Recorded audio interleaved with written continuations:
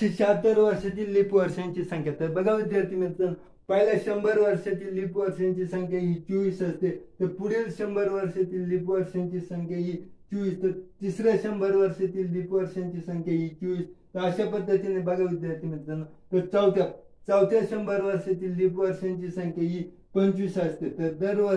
तर दर 400 वर्षानंतर लीप वर्षांची संख्या ही अशा पद्धतीने 1 ने वाढते बघा। तर परत पुढच्या 5व्या 100 वर्षातील लीप वर्षांची संख्या ही 24 असते। तर बघा विद्यार्थी मित्रांनो, तर 76 वर्षात एकूण लीप वर्षांची संख्या ही अशा पद्धतीने 19 असते बघा। तर 76 ला 4 ने भागलं म्हणजे 100, 19 बघा। तर अशा पद्धतीने ही लीप वर्षांची संख्या ही येत असते। तर बघा, तर इथं एकूण टोटल लीप वर्षांची संख्या ही किती, तर 140 आहे बघा विद्यार्थी मित्रांनो। तर बघा विद्यार्थी मित्रांनो, अशा पद्धतीने आपल्याला लीप वर्षांची संख्या ही